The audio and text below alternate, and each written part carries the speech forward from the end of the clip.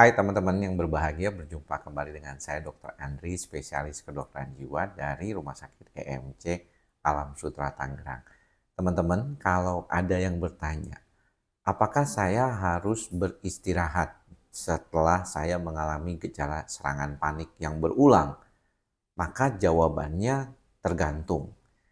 Begini, mengapa saya bilang demikian? Karena biasanya dalam praktek itu saya seringkali meminta pasien untuk tidak terlalu memfokuskan pada mengistirahatkan kondisinya, tetapi bagaimana bisa berfungsi tetap normal walaupun kondisinya dia menjalani pekerjaan atau kegiatannya. Yang paling sering kita temukan adalah pasien itu kan kehilangan fungsinya. Dan ketika kehilangan fungsinya, dia itu tidak mampu mengatasi situasinya dengan baik. Inilah perlunya bagaimana orang itu mencoba tetap bekerja, tetap berkegiatan, walaupun dengan pengobatan. Sehingga pengobatan yang dipilih adalah obat-obat yang bisa ngebantu stabilitas kondisinya dengan jauh lebih baik. Salah satunya adalah obat-obatan yang tidak misalnya bikin ngantuk. Atau obat-obatan ini bisa membantu stabilitas tanpa harus kehilangan kemampuan kognitif. Misalnya harus berpikir, harus melakukan aktivitas seperti bagaimana mengelola pikiran, mencoba menganalisis atau melakukan judgement atau penilaian terhadap situasi hal, maka tidak akan berkurang dengan proses pengobatan tersebut.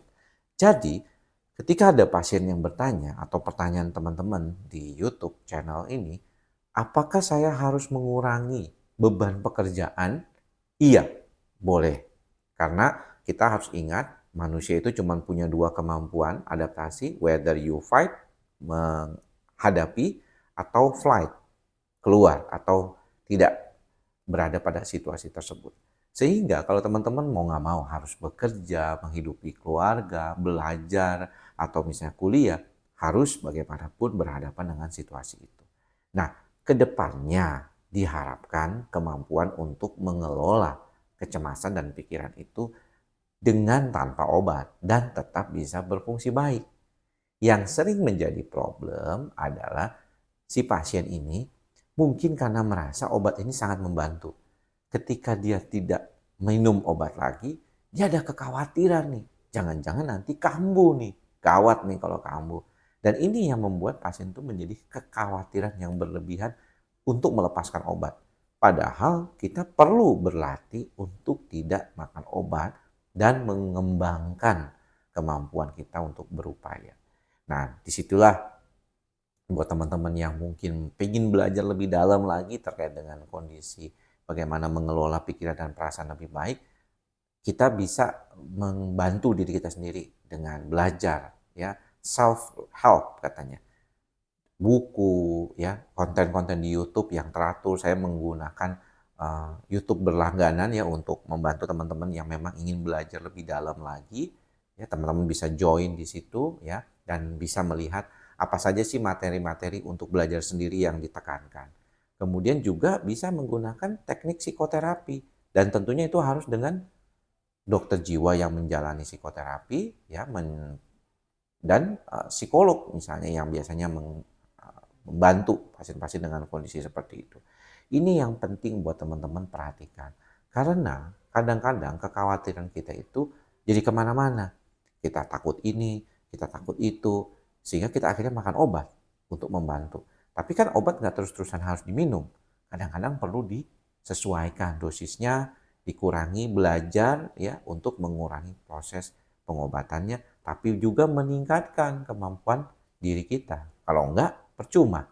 Ya, kita nggak bisa lepas obat karena kita takut terus, tapi kita juga nggak melatih. Makanya kalau ada pasien yang pingin lepas obat, saya selalu balik tanya, apakah Anda sudah melakukan hal-hal yang baik untuk membantu sistem saraf pusat Anda menjadi jauh lebih stabil? Kalau belum, ya jangan minta lepas obat. Anda harus mencoba menggantikan dulu. Karena proses pengobatan itu bisa terjadi dalam dua sisi. Pertama, dia memperbaiki sistem saraf pusat. Lalu kedua, membantu menyeimbangkan. Kalau dia sudah memperbaiki tapi bantuan keseimbangannya belum tercapai dari sisi lain non obatnya, percuma. sama saja. Jadi teman-teman harus perhatikan ketika berada pada proses pengobatan, karena saya lihat kan beberapa di antara teman-teman sudah sering mengatakan, "Dok, saya kok tergantung sama obatnya, kalau lepas sedikit obatnya nggak bisa." Maka Anda harus belajar untuk mencari cara supaya bisa jadi lebih baik. Bisa nggak, Dok? Bisa. Pasien saya juga banyak yang bisa membantu diri dengan baik. Dengan berolahraga, self-help tadi yang sudah dilakukan, membantu diri supaya lebih ikhlas, sabar, dan sadar. Jangan cuma diomongin, tapi benar-benar dijewantakan di dalam kehidupan sehari-hari. Itu tentunya yang bisa membantu teman-teman menjadi jauh lebih baik dan tidak tergantung dengan obat-obatan terus. Mudah-mudahan apa yang saya sampaikan ini bermanfaat. Tetap mantra kita bersama, ikhlas, sabar, dan sadar. Semoga semua makhluk berbahagia. Semoga kita semua berbahagia. Salam sehat jiwa. Bye-bye.